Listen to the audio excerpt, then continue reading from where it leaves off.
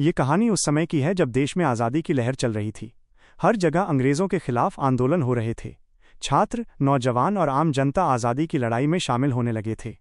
कहानी का नायक है सुधाकर, एक युवा छात्र जो बेहद देशभक्त है। उसके मन में ये विश्वास है कि देश की गुलामी दूर करने के लिए सबको मिलकर त्याग करना होगा। सुधाकर अपने कॉलेज में पढ़ाई करता है, लेकिन आंदोलन की पुकार सुनकर उसका मन पढ़ाई में नहीं लगता। उसे लगता है कि ये समय किताबों में डूबे रहने का नहीं, बल्कि देश के लिए बलिदान देने का है। वो अंग्रेज़ों के खिलाफ होने वाले आंदोलनों, जुलूसों और सभाओं में शामिल होने लगता है। लेकिन सुधाकर के पिता पंडित शिव कुमार इससे बिल्कुल सहमत नहीं होते। वे एक परंपरावादी, व्यावहारिक सोच वाले व्यक्ति हैं। उनका मानना है कि देशभक्ति अच्छी बात है, लेकिन उससे परिवार की जिम्मेदारियां और बेटे का भविष्य कुर्बान नहीं होना चाहिए। वे चाहते हैं कि सुधाकर अपनी पढ़ाई पूरी करे, परीक्षा पास करे और आगे चलकर नौकरी करके घर का सहारा बने। इस तरह सुधाकर और उसके पिता के बीच आदर्श का टकराव शुरू हो जाता है। सुधाकर का मानना है कि जब देश ही गुलाम है तो नौकरी और करियर का क्या मूल्य। पहले देश को आज़ाद कराना जरूरी है।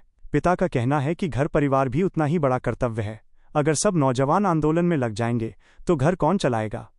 यहाँ परंपरा और देशभक्ति, व्यवहार और आदर्श, कर्तव्य और बलिदान का विरोध सामने आता है। सुधाकर अपने पिता की बातें सुनकर परेशान होता है, लेकिन उसका हृदय आंदोलन की ओर खिंचता है। आखिर वो ठान लेता है कि वो देश के लिए सब कुछ त्याग देगा। वह कॉलेज छोड़कर आंदोलन में कूद पड़ता है, जेल जाता है, कष्ट सहता है, लेकिन अपने आदर्श से पीछे नहीं हटता। शुरू में पिता नाराज रहते हैं, लेकिन धीरे धीरे उन्हें एहसास होता है कि सुधाकर ने जो रास्ता चुना है वो छोटा नहीं है। जब वे देखते हैं कि उनका बेटा देश के लिए कष्ट सहते हुए भी गर्व से मुस्कुराता है, तो उनका हृदय बदल जाता है। वे मान जाते हैं कि व्यक्तिगत सुख दुख से बड़ा है देश का आदर्श। कहानी का संदेश। ये कहानी पीढ़ियों के बीच आदर्शों के टकराव को दिखाती है।